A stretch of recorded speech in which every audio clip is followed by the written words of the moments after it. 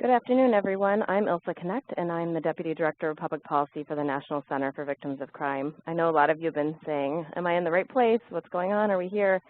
I had sent a couple chat messages just to let you know we were having some technical difficulties on our speaker's end, and now we have them all figured out, and we're super happy that we didn't have to reschedule the webinar because Patti is a very busy person, and we're really, really lucky to have her for this webinar.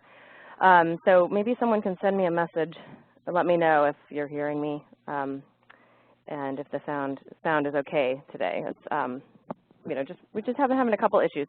The other issue was that we did not have a poll open. You may have noticed that. Oh, thank you. People are saying we hear you. Great, thank you. We don't have a poll today. That's another technical problem. We decided just to ignore that. So you're off the hook with taking the test today. Okay, a couple of housekeeping issues for those who are not familiar with the WebEx system.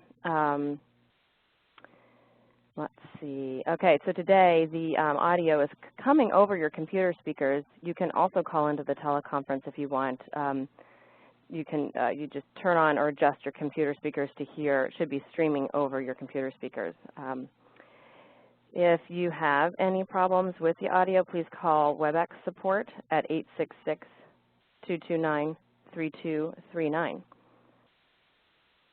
And here's the number again. I wanted just to let everybody know that everybody who called in today is in a listen-only mode, so everybody was muted upon entry to the call. Okay, let's see. I'm getting a message that's saying we're still seeing a stay tuned slide, but I think maybe we're all okay. All right. We are not going to take questions verbally today, but you can ask questions, and please do, for Patti with the question and answer panel. It looks like a lot of you have found it because I've gotten a lot of questions about the technical issues. But it's down at the right bottom hand part of your screen. You might have to maximize it. Or you click the little question mark icon to open it. It might be a floating toolbar on some of your screens that you click the question mark icon on. Type your question in the little box at the bottom and then hit the send button. And only the panelists on today's call, which is just me and Patti, will see your questions. We're going to do our best to answer all your questions today at the end of the presentation, but sometimes we can't get through them all. And of course, we started a little late, so we'll follow up with you by email if we don't have time to get to your question. And the chat function is only enabled for you participants to chat directly to me. You can't chat with each other. Sorry about that. And no, you're not the only person here. There are about 170 participants on right now. I know sometimes people can't see the other participants, so they wonder what happened to everybody else. Okay, just want to take a minute. It won't take much time because we are behind schedule to talk to you a little bit about the National Center for Victims of Crime and our work on forensic DNA. The National Center for Victims of Crime's mission is to forge a national commitment to help victims of crime rebuild their lives. And we do that through providing training and technical assistance to those who work with victims. And we work with Congress to secure rights and resources and protections for victims and funding for victim services. And we do that through our national conferences, regional trainings, the Stalking Resource Center, our youth initiative, and our DNA Resource Center. And here's a slide about our national conference. If you haven't seen information about it, please take a look at it. It's going to be a really wonderful conference, and we have all the workshops and sessions listed on our website.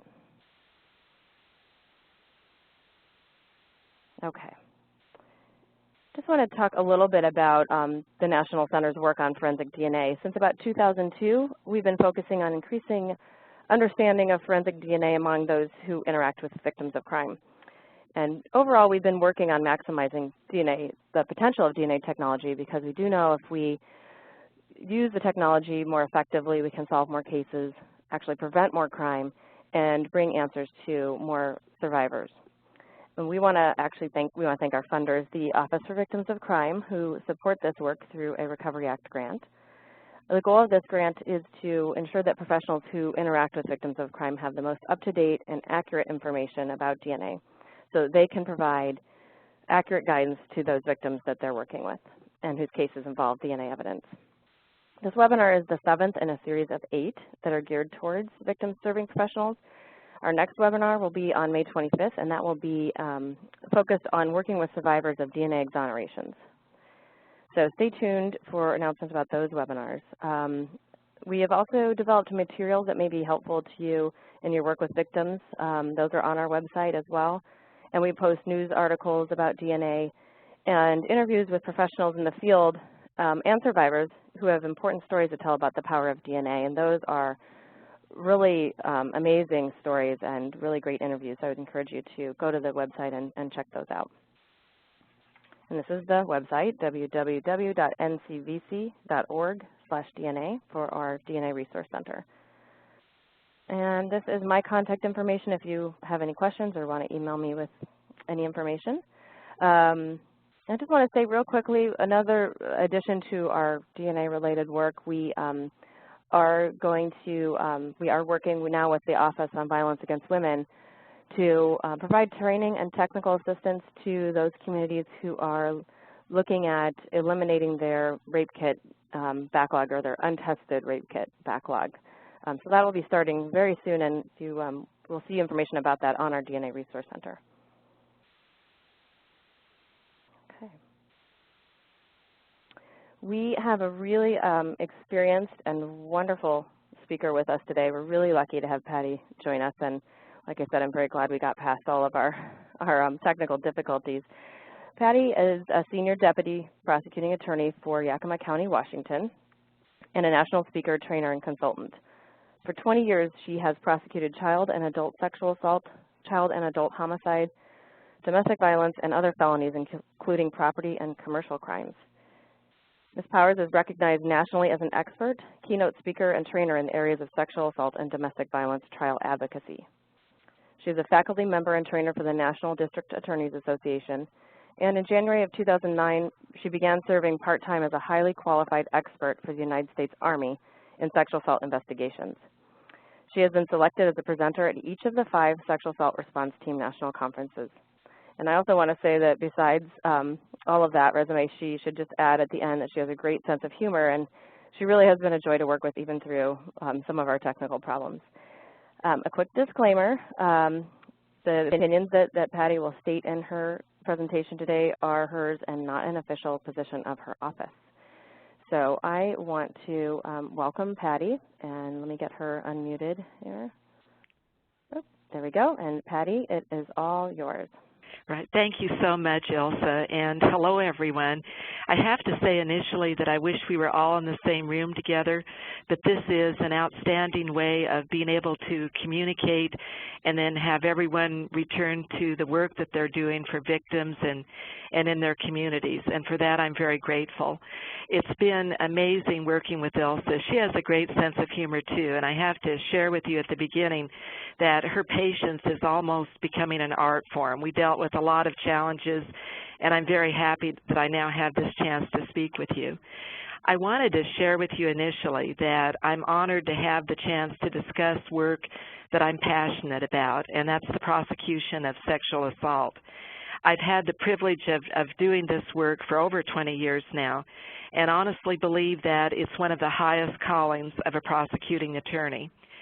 Many of you who are with us today represent many different disciplines, all of whom do their best possible work to serve victims of sexual assault. In terms of the work that we do, you and I all know that for a victim, rape is not just a legal problem or a law enforcement problem or an advocacy problem or a therapeutic problem or a medical problem. It is well beyond the composite of all of these problems. For a victim of rape, it is a traumatizing and life-altering event that literally rests from within a victim deep inside her sense of self, or if you will, spirit. And while she's engaged in a very incremental process of trying to secure the part of her identity that was lost to her during the sexual assault, you and I are engaged in the highly critical work that we do for the victim. We can't emphasize enough that our response needs to be multidisciplinary, and it needs to be a community-based response for victims. That's one of the reasons that I have such great respect for the center with the work that's being done for victims, the emphasis on multidisciplinary response. I think it's been an outstanding inroad in terms of service to victims of sexual assault. I just finished a trial last week. It was a serial rape trial, and it was a case that actually began as non-stranger sexual assault. In this trial, however, the offender, who certainly was a stranger to the victim and who was identified from a CODIS hit, actually claimed to have a relationship with the victim and claimed during the trial a consent defense. One of the reasons I want to share this with you is, as a trial attorney and a practitioner in this area, I've come to see that there has been almost at times a blurring of lines between stranger and non-stranger sexual assault. And that's one of the issues that I'd like to discuss with you as we go through the slides this morning. I also want you to bear in mind that for a victim of sexual assault, regardless of relationship, whether there's an acquaintance, more of a relationship, or it may even be a partnership or a marriage, at the time of the rape, the perpetrator, the person committing the rape, is indeed a stranger to the victim. So what we're really looking at is the reality, as Susan Estridge put it so eloquently some time back, rape is rape. In terms of our discussions, we may refer to a rape as an acquaintance rape, a relationship rape, a marital rape, and that may be fine in terms of the work that we do and the discussions that we have, but it's of critical importance in our communities to emphasize that rape is rape. Sometimes the descriptive modifiers in the minds of some persons will subtract from the reality of it, and I think it's important to be careful that we refer to rape as rape. In discussing DNA this morning, I want to focus with you in terms of both stranger and non-stranger sexual assault and the challenges that we face in these different areas.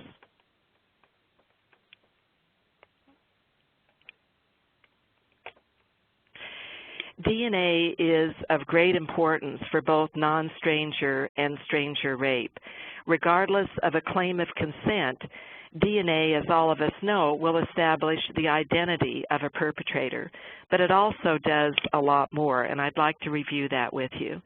DNA is actually the hidden reality or the infrastructure of the rape that we're working on. It can provide evidence of the act. As we all know, a rape kit may oftentimes yield physical evidence or DNA evidence of the act itself. We have that kind of certainty with a DNA identification. But it can also tell us a lot more. We can gain valuable information as to patterns that a perpetrator may be engaged in. In terms of serial rape cases, we're going to be able to develop evidence of timelines in a case. The times of different victimizations and the DNA that was obtained from those cases can tell us a lot about an offender intelligence-wise as we come to know the separation in time, whether it's months or years, of the different sexual assaults. I'd like to also share with you at this point that last year I prosecuted a case of aggravated first-degree murder. And in that process, we determined that a rape had occurred. We had DNA. It was a CODIS hit that we had. It was another cold case from the 1990s. And we were able to determine when the victim was last seen alive, which literally led us to developing a timeline in the murder case that was of invaluable assistance. DNA can also provide us with evidence of a common scheme or plan, as well as the potential of other acts evidence. It's so important in terms of the reality of rape for all of us to acknowledge that whether it is stranger or non-stranger, there is a potential of repeat or serial offense. The DNA that is obtained from any one victim and is maintained may be used not only in that case that we're working on or prosecuting, but there clearly is a future potential in terms of recidivism and reoffense should the offender be out of a prison setting. In terms of our work that we do in the courtroom of public opinion, I think it's important for us to bear in mind the context or the reasons why DNA as well as psychological evidence is of critical importance in not only stranger rape, but in non-stranger sexual assault as well.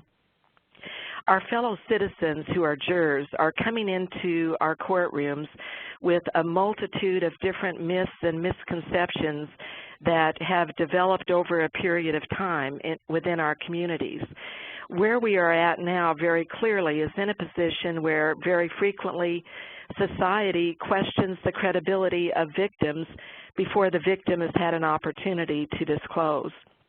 Often society will attribute responsibilities to victims, negative motivation, which can be relationship revenge, can be financial incentive, or even hidden motivation that a jury is often seeking to try to understand. But the important point in this regard is that this is attributed to a victim before the victim has had the opportunity to disclose in a public setting what has happened to her.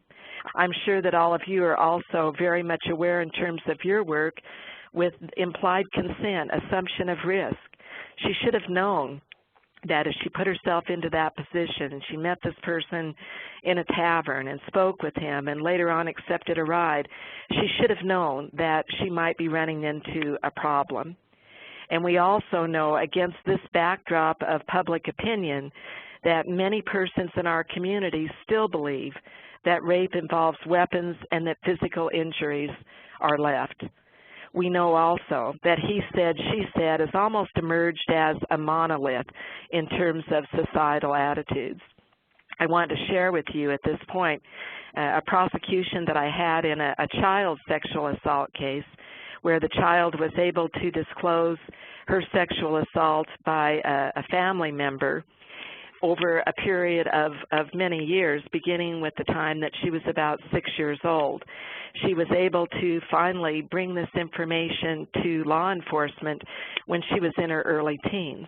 So clearly this was to us a case of child sexual assault. We were able to hold the offender accountable for his conduct, and after that trial, I had an opportunity to speak with the foreman of the jury who shared this with me. We're very glad that the evidence developed in this case and that we were able to do what you asked, which was to hold the offender accountable for his conduct. But I need to tell you this, when we first started the trial, we thought it was going to be another case of he said, she said. And I was amazed at that, and that's the reason I share it with you, because this is the depth of penetration of he said, she said, through the psyche, if you will, of our public and social consciousness. I share this with you, public opinion influences on jurors, because I want to provide us a context for the work that we do serving victims and in trying to ensure offender accountability. And this is what we're up against in the courtroom of public opinion. From my perspective, over a period of time that I've had the privilege of trying these cases in serving victims of sexual assault, I have learned and want to share with all of you how critical it is to try to anticipate the defense in investigation. The defense of choice, as all of us know in non-stranger and even stranger rape, as I shared with you my serial rape trial of last week, is the consent defense. And society has added emphasis to almost an incipient consent defense. The other defense that I have seen developing and we're seeing very frequently in rape trials is what I like to refer to as the big lie defense. And that defense is translated as things really aren't as they seem. I really did have a relationship with the victim. And knowing this now, we want to go back to the point of investigating these cases and literally do everything we can for the victim and for our communities in that regard. I want to share with you also, and I know those of you that have worked on trials, whether you work on trials as an advocate a victim service provider, a medical professional, law enforcement, or the legal end, which is part of what I do, a Deputy Prosecuting Attorney, you know that once you're in trial and you look back, there really is never enough that you can do in terms of investigation because the defense case has a way many times of shifting. I think it's important for us to acknowledge, though, that we have to investigate the crimes involved with also a potential of what the defenses are so that we can be prepared in a trial situation. The context that I've been working through with you and developing is the context of an altered reality of the crime, where our potential jurors see this crime differently. They see it through a lens that has been filtered and affected by some of the misconceptions that we've been focusing on. And here is where we're at today, accuser versus accused. And I'm sure there are some of you out there that have had the chance many years ago to see the old Jodie Foster movie, The Accused. And you know that once the language of accuser and accused is adopted, what does it do? I know that if we were in a room together, I'd be hearing from you, well, it evens the field. It puts the victim and the offender on the same kind of footing, if you will. And what it does, it almost makes it into a civil allegation with a very low standard of proof as opposed to proof beyond a reasonable doubt. So this is where we are at today, where victims in many jurisdictions are referred to as accusers instead of victims, which more accurately identifies what has happened to them in terms of the crime of rape. One of our focal points needs to be that it is the defendant, not the victim, who is on trial. It is the defendant or the offender who has caused the victimization that we're going to be describing in terms of psychological and physical evidence. So we're going to turn now to some thoughts and ideas on how to investigate and try this case. At the outset, we want to talk about a victim's disclosure. And we need to take a look at this disclosure in terms of what you and I already know regarding critical incident analysis. We know that a victim is going to be greatly affected by trauma. We know that many victims are unable to immediately disclose because of trauma and may need to wait or choose to wait until a later time. We also know that a victim who is traumatized by an event such as rape is not necessarily going to have chronological or sequential memory. Why is that important?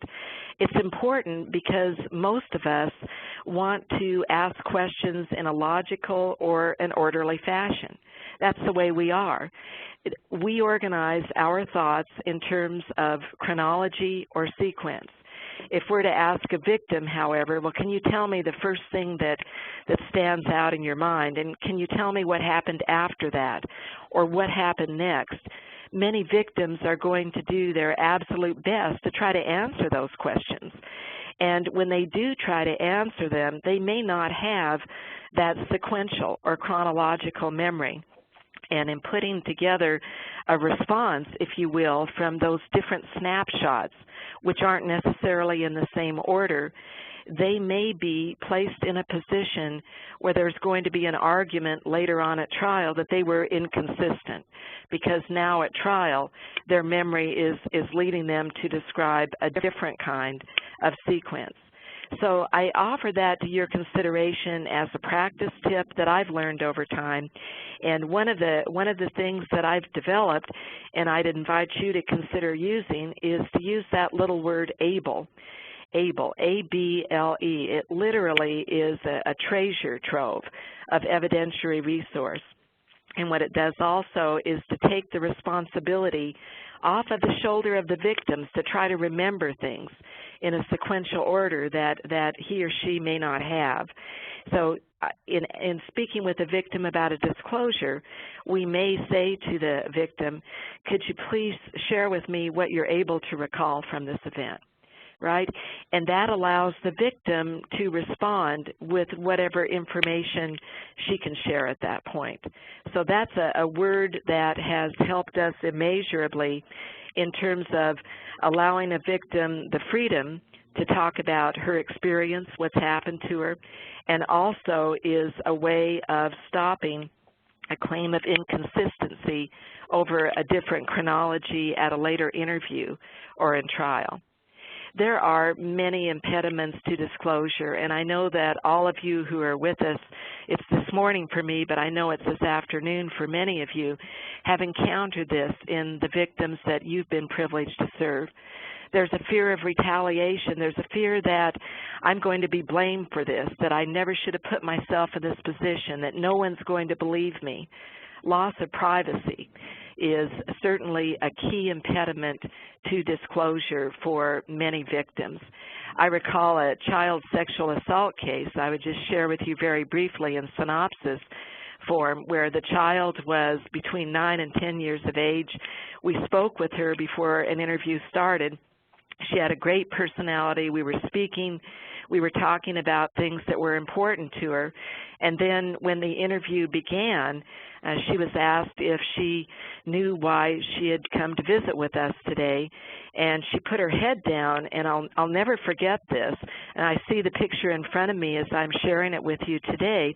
She put her head down, and after what seemed like an eternity to me, she looked up and said, "I'm not going to be all over the media and the television."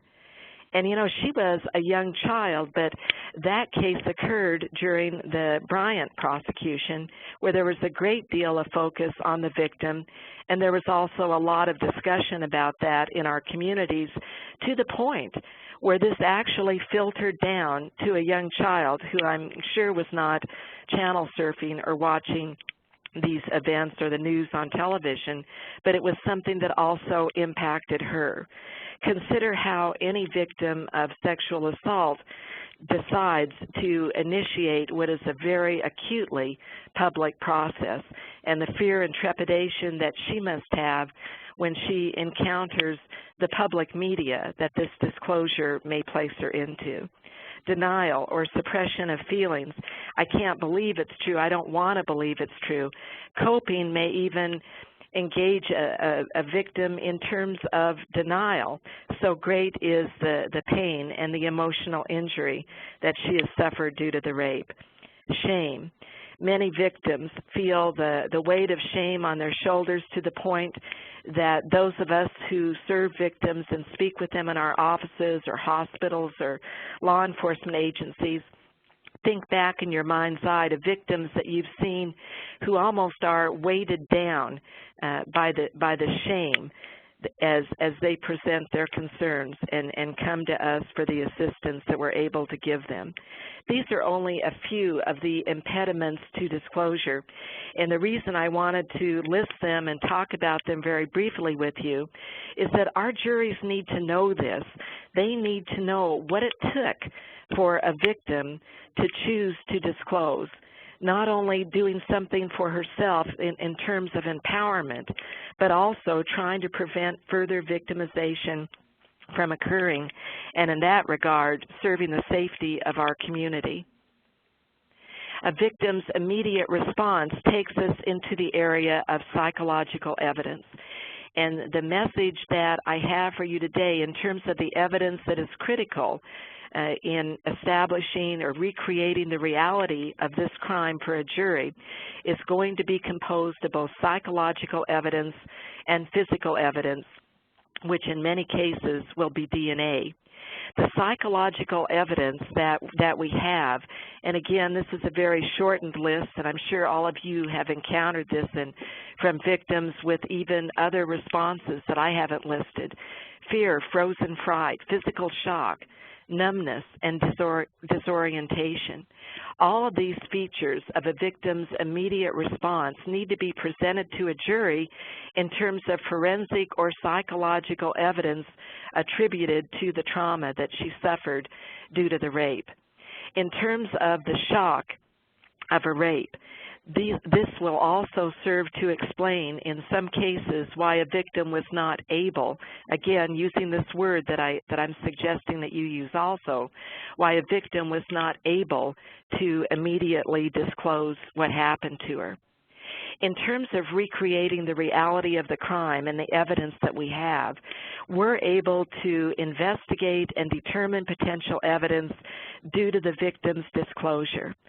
The victim's disclosure is the heartbeat of our case. The victim is the center of our work. You and I, as service professionals, do our work in capital letters for the victim. And we do our work in a community-based setting, hopefully with a multidisciplinary response to rape or sexual assault. The information that the victim is able to give us in terms of her disclosure leads us to psychological evidence, and we've touched very briefly upon some of the components of psychological evidence in the victim's trauma response. We also obtain from the victim's disclosure a knowledge or an awareness of the potential for related physical evidence from the victim's body, from her clothing, and many times also environmental evidence as well. Feature, if you will, the victim's disclosure in the center, and in the center of a pond, and drop a rock or a small pebble into it, and look with me as we see how that spans out, and you see the ripple effect that is created. It all begins with that disclosure, an understanding of the potential for psychological evidence, where we might be able to find related physical evidence from the victim, and going out even further to the outer reaches of those ripples in the pond, environmental evidence as well. We all know, in terms of DNA and evidence of sexual assault, that the samples that are taken from the victim's body can provide DNA as to a penetration. Penile penetration may give us DNA. We may have some from digital penetration. In any event, that's something that we're very familiar with in terms of our work in stranger sexual assault. We need to know that we also need to present this information to a jury, notwithstanding whether it is stranger or non-stranger rape.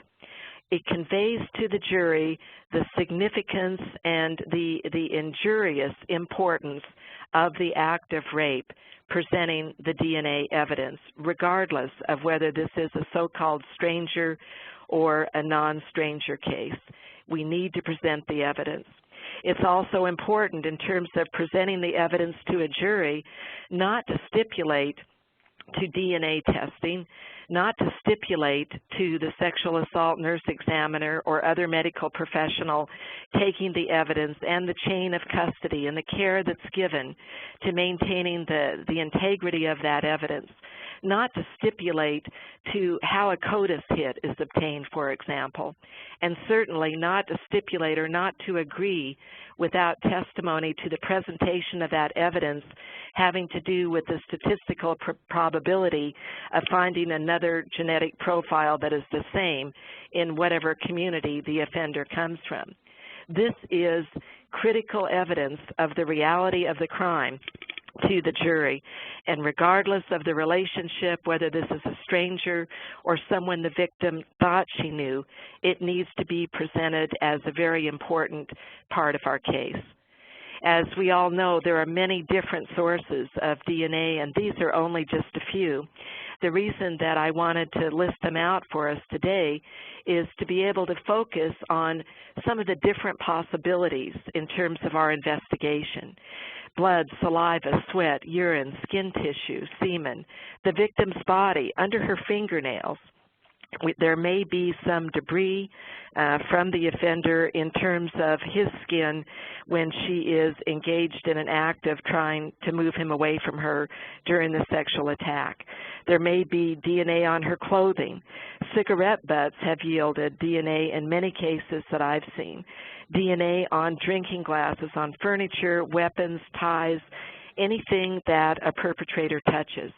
The key to this particular area is thinking of this kind of investigation in non-stranger as well as stranger rape. You see, in stranger rape, the investigatory focus is on trying to determine the identity of the offender. In non-stranger rape, we can't sacrifice the same creativity because the offender is known. And I want you to, again, keep in the back of your mind that regardless of the relationship or the acquaintance, this was somebody the victim thought she knew, but she didn't really, because he became a stranger when he betrayed her trust and committed the rape. Again, we need to investigate non-stranger rape the same way that we would in stranger rape when identity is an issue. DNA also gives us corroboration. We know that we can obtain fingerprint evidence. We can also get skin from that fingerprint evidence potentially on certain surfaces, on weapons, and also on skin. And touch DNA is something that we need to take a look at. We want to, in terms of our work, focus on potential DNA evidence in terms of its connection with the jury. And I've given you just a small picture of a link because you see what we're doing in the presentation of our evidence to the jury or to the trier of fact. We are presenting evidence that will communicate, hopefully, to that jury the reality of this crime of rape for the victim. We're going to be retracing in the investigation the offender's approach, not just in terms of the offender's physical approach. Although with DNA, we may be able to track the offender if, for example, there was some situational stalking before the crime. But we're also talking about the offender's psychological approach to the victim, how the offender developed an awareness or a knowledge of the victim, whether stranger or non-stranger, and how he gained important information as to her and her vulnerability, and how he approached in terms of his preparation for the sexual assault. Step by step, we want to focus on the context and the behavior below the surface. And what I mean in terms of that is, as an example, if there's a relationship, how did that relationship develop? What's the context of the relationship? What's going on in that relationship? What is the offender doing in terms of his preparation or plan to effect the sexual assault? Regardless of whether the rape is a so-called stranger or non-stranger rape, I want us to consider very strongly that most rapes are premeditated or planned to some degree. Even if it is a moment in time, there is a thought, and many times and very frequently there's a lot more thought given to it. There is a plan in behalf of the offender. One of the reasons that I like to bring this up is for those of us that are also focused on the work of prevention. By identifying premeditation in sexual assault, we're going to be in a better position to share this information with persons in our community who may be susceptible to victimization, and hopefully to prevent rape as well as responding to it. We're also going to focus on the offender's creation of an altered reality. And in that regard, the rape will allow us, after receiving the disclosure, as we earlier discussed, an opportunity to determine the potential of evidence from the victim, from the offender, and from the environment. The core reality of the crime of rape is the act and the action of the perpetrator. This is information that the jury needs to have in order to make the decision as to accountability or responsibility. We're looking at the stranger dimension of the offender, whether he is a stranger or whether he's a person who is known to the victim. Or in the recent trial that I have, I'm referring to it as the big lie, when this was a stranger, but he claimed to have a relationship with the victim. Again, and I can't accentuate the point enough, to many, if not most victims of rape, regardless of the length of time that she knew the offender, during the moment of the rape, during that period of time, victim after victim has described the experience of the offender's eyes, his bearing, the anger in some cases that she absorbed from him, with an indication that she felt like she knew him. She believed that she did, but she didn't really know him after all. Unfortunately, he knew her, and developed intelligence regarding her and understanding of her vulnerability and committed the rape, but she did not know him. Focused premeditation or planning, the potential for serial offense and other crimes of violence. I'm sure most of you are aware of the research that's been done in this area. There is a high possibility for repeat or serial offense, not only in terms of stranger rape, but non-stranger rape as well. And that, if anything, underscores dramatically the need for obtaining DNA in non-stranger sexual assault, maintaining the integrity of that DNA, because regardless of what the consequence is in the first prosecution, whether there's a conviction or not a conviction, there is a need for that DNA potentially in terms of identification of the offender's liability or responsibility for other sexual assaults. She never really knew him, do we? At this point, I would like to take a look with you at some of the facets of the planning or the premeditation that I had the opportunity to briefly describe just a few minutes ago. Many, if not most, of these crimes begin with stalking conduct, the beginning of the crime. And what is stalking about? Well, it's a way of controlling a person through developing intelligence as to who that person is, not only what she does and where she goes and what activities or what involvement she has, but it's an effort to be able to control by developing an infrastructure of intelligence on that person. Stalking is also a form of dominating by having a power over a person where privacy is taken from that person many times without their knowledge and is placed within the control, the power, and the domination of the stalker or the offender. Many times in dealing with offenders in both non-stranger and stranger sexual assault, we will learn that the offender has almost a cultivated reality. What an offender sees in terms of a victim may not be the same understanding the victim has of her own life. An offender's view is going to be more in terms of what an offender will be able to accomplish having the information that he has in terms of the victim's vulnerability. How offenders operate: invasion, ignoring, isolation, instincts, and intoxication. Many times in a social setting, particularly when alcohol is involved, you can see examples of some of these I's that I've listed out on this slide for you. Invading a person's space, getting a little bit too close to them, not only because maybe that person wants to stand closer, but trying to gauge what the response of the other person is. Is the victim a person who's going to draw back? Is this a person who's going to more or less stand her ground, although she feels very uncomfortable?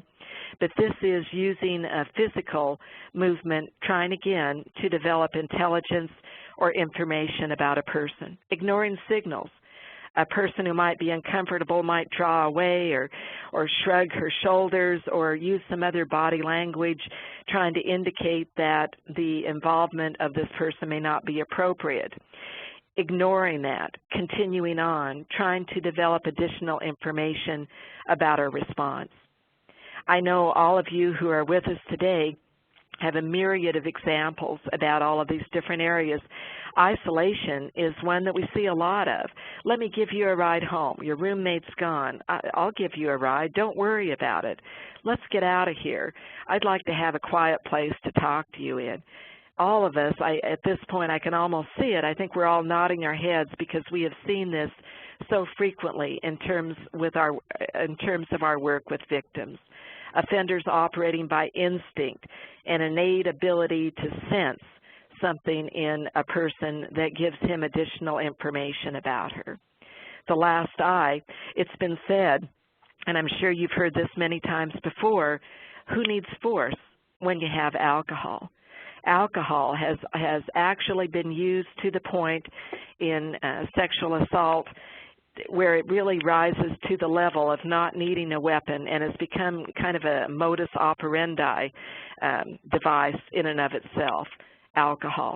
And all of us know that alcohol-related sexual assault is one of the highest categories of non-stranger rape that we have in our country, and it seems to be a parallel importance in other countries in terms of its incidence. How offenders victimize. I can't tell you the number of times that in working with victims and going to trial with victims, I've seen this paradigm play out. An offender, because of the intelligence that he gains regarding the victim, and I say this whether the offender is a stranger or whether the offender is someone known to the victim, offenders, without knowing it many times, reach these determinations. Is she accessible? Is she somebody I can access, get through to? Is she somebody who might be separate from others or alone or in a situation where she may not have support, where she may not have people that she can gain access to for purposes of protection? What is her vulnerability? Had she been in a relationship before? Is she alone now? Is she an older person? Is she someone who is currently undergoing life challenges? Is she a young person who's doing her best trying to fit in with her peer group in society? Is she a homeless person? Is she a person who may have had alcohol or does have alcohol or other substance abuse problems? Who's going to believe you? You really think if you say anything that they're going to take this seriously with the kind of track record that you have? I'm sure that those of us participating in this event today have heard that going back through reports with what offenders have said to many victims in an effort to discourage them from making that initial disclosure. But this is how essentially offenders victimize: accessibility, vulnerability, and credibility. And I say this regardless of whether the offender is a stranger or whether the offender is a person in a relationship who became a stranger to the victim. There are some important implications of stalking, and we've had just a brief opportunity to touch on that today, that are important for both stranger and non-stranger sexual assault.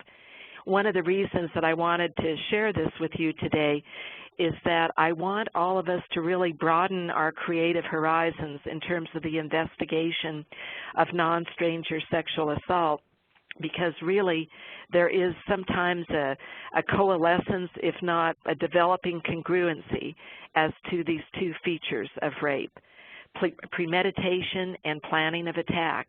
We see this whether the offender is someone who knows or does not know the victim. There are multiple strategies that are used to enhance victim vulnerability, and it may be coercion, it may be manipulation, it may be through peer pressure.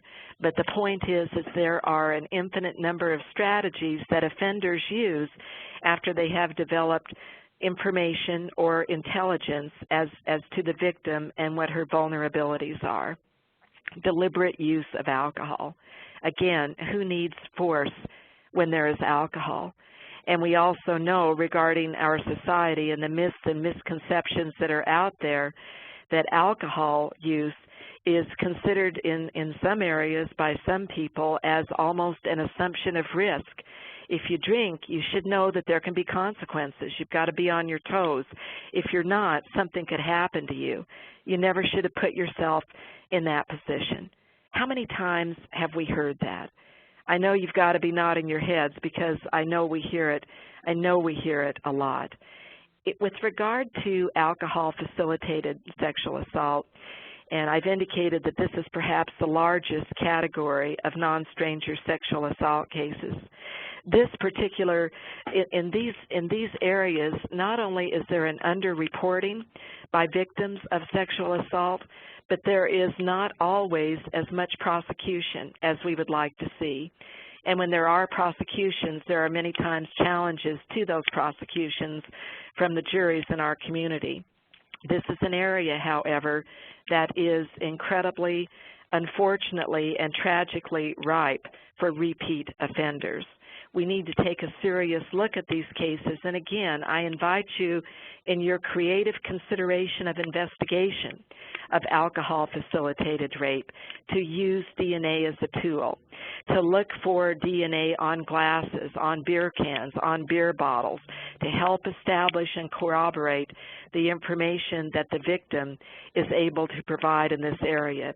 It needs to be treated as a crime of the same level of concern and certainly exigency as other crimes of sexual assault where alcohol may not be used. In both stranger and non-stranger rape, it also needs to be noted that violence or force are increased as necessary. Victims, whether the victim is in a relationship with the offender or whether this person is indeed a stranger, victims are considered by offenders to be target and prey. Many rapists are serial or repeat rapists, regardless of whether it's stranger or non-stranger. There is planning. Accessibility of the victim is a key factor in terms of an offender's analysis. Appearance has little, if anything, to do with that decision, and yet you consider where society is still at, that appearance somehow adds into it. The studies, both clinically and work in the courtroom that's performed, would indicate that appearance has very little to do with that decision that's made. That decision goes back to, as we earlier discussed, determination of accessibility, vulnerability, and then credibility. Is society, is the jury going to believe this disclosure? And a component of that is the victim going to disclose at all? Translating the reality of rape to a jury, going back to what we've discussed, is a component of the psychological evidence of trauma that we have obtained from the victim in terms of her disclosure, what she's been able to tell us. Regardless of the relationship, she never really knew him. This will defeat the assumption of risk and almost the he said, she said that we see so frequently as a bar or a limit to disclosures in this area. He was a stranger to her, abusing trust. He did plan it. There was stalking conduct involved. Stalking can occur in a relationship as well as in a stranger setting. It is the watching of a person's patterns and practices and the assessing of private or personally held information as another example that gives an offender an insight, and not only an insight but almost a grasp or a control of a victim's privacy that can give him the power to fulfill the predatory instinct. We're also looking at other acts of sexual misconduct and commonalities. And again, we need to emphasize how important it is that DNA be used in both non-stranger as well as stranger rape, because the DNA that may be utilized in one non-stranger rape can be a resource for presentation to a jury in another non-stranger rape where the offender has been identified.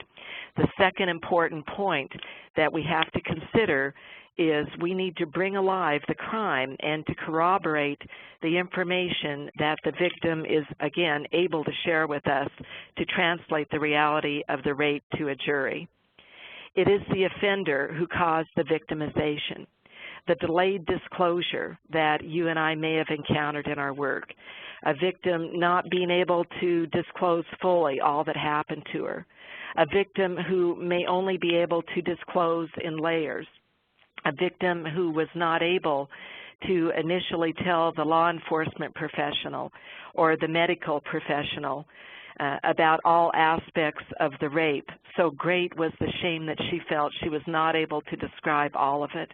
Was she withholding information from law enforcement or from the medical community? She was not. This is her victimization. We need to put the responsibility of victimization where it belongs, and that is on the offender, and it is the offender that's on trial. As I mentioned earlier, I've seen in my work in the courtroom a developing coalescence or congruency almost of stranger and non-stranger rape. And I believe, based on my practice and experience and the information and the insight that I've been able to develop with juries, that utilizing the full resources and potential of DNA, looking from the rape kit to all other aspects of the victim's body, her immediate surroundings, and the environment. And we know the environment is even greater because we know it to be a crime of stalking and premeditation in many cases, that it is DNA that, in the last analysis, holds the key to the reality of this crime. We've done great work in this area, and I know that if we could all be together right now talking, and we had the opportunity to discuss our work and what you've done, I know that all of us would be applauding at this point because great work has been done. But the future is ours as well, and there's even more that we can do in non-stranger rape and taking on the challenge of alcohol-facilitated rape. And DNA is there below the surface, perhaps invisible, but DNA is there to help us make this dream of greater offender accountability a reality. I thank you very much for your time. I feel your presence, although I can't see you, and I extend to you my best personal wishes for continued great work that you do in behalf of victims of rape. Thank you. Okay, thank you so much, Patti. That was really wonderful and very educational for me. Even though I have heard you speak in the past, I feel like you brought so much new information today. It was really, really wonderful. So I appreciate it, and it's a really much neglected topic. So I want to say that today's presentation was recorded, so it'll be made available online in an on-demand format. The link will be available on our website in a couple of days, and then you can send that link to other people, or you can watch it again if you missed something. And as well, we'll be posting the PowerPoint slides on our website also. And you can check that website for not only the recording, but you can learn about future webinars as well there. We will be, when we sign off, or when you're about to sign off, you'll be seeing an evaluation that'll pop up. If you can make sure you fill that out for us, that would be really helpful. And I think that is really it, unless anybody, I was going to say there were no questions, but here's one. Let me see. Okay, Patti, any suggestions about how to get our local attorneys and police to enhance conviction? You know, I think that some of the information that we've had a chance to discuss today is not only useful, but I think it's energizing and empowering, particularly in terms of non-stranger sexual assault. I think that we need to convey the information that for the victim, this person is the stranger, notwithstanding that relationship. This may be the key for some professionals to take a clearer and stronger look at the potential for DNA. The kind of DNA that we've talked about today, DNA obtained from the body of the victim or on the victim, DNA that the offender would leave by touching, and then environmental DNA. And on this point, I'd share that I even have heard of a case that I took a look at where DNA was obtained from the mouth of a dog who had bit an offender. And that certainly is environmental. That's more peripheral. It's removed from the victim. But the point that we need to make is that non-stranger rape needs to be investigated with the same care and creativity as stranger rape, and in fact, as murders are. We're talking about an extremely serious crime with much greater potential if we can share this kind of site with other professionals that are working in the area. Okay, great. We have another one, and I'll probably close it off after this question because we have two more. We'll do two more, and then we'll close it off because we're running behind. Do you introduce evidence related to issues discussed as part of case in chief? Interested in strategies for getting in psychological evidence? You know, it's interesting, and I really appreciate that question. I'm excited by it. In fact, I think we can do it two different ways.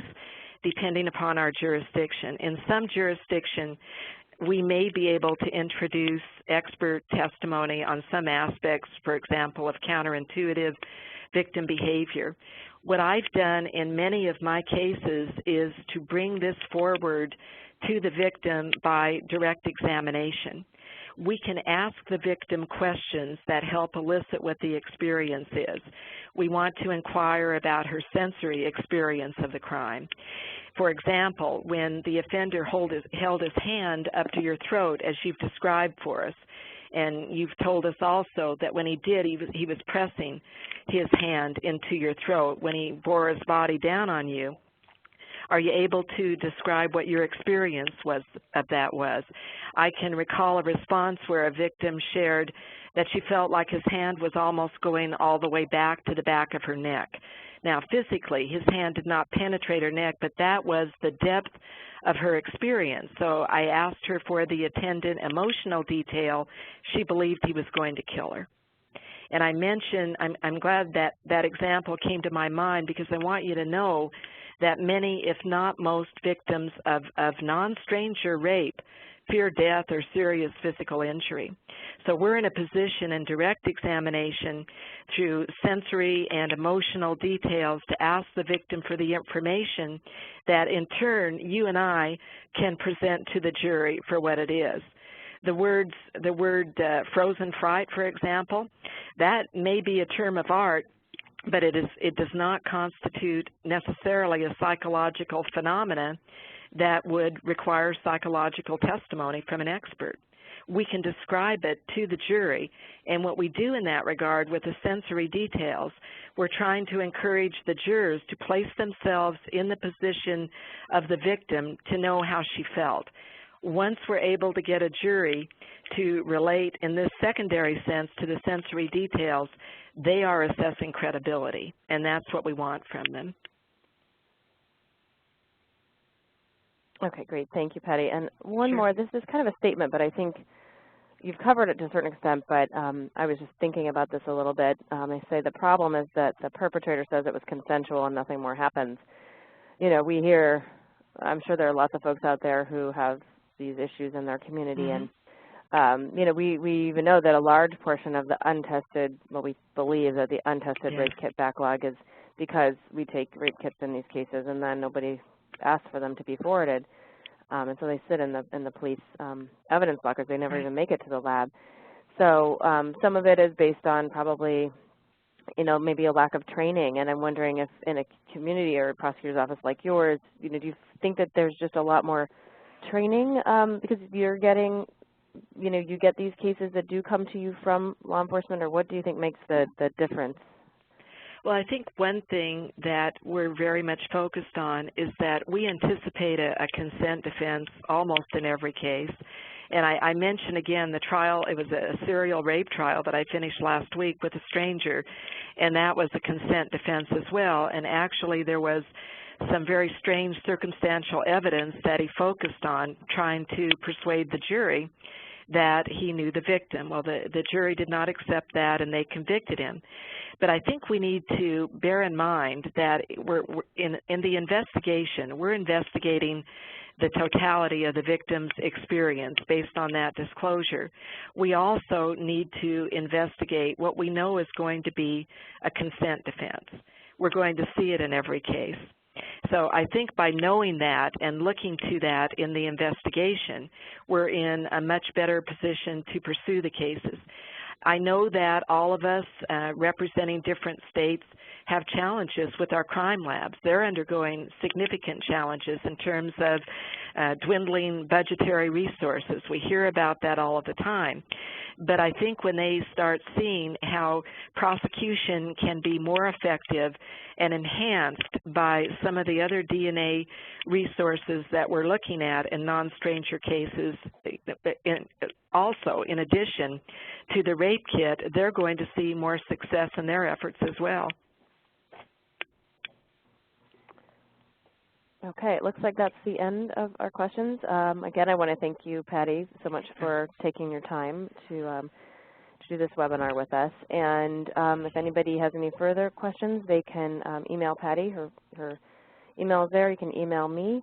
And please check out our website, and we hope to see you on our next webinar. Thanks so much. Have a great afternoon. Thank you, Ilsa. Thanks, everyone. Bye.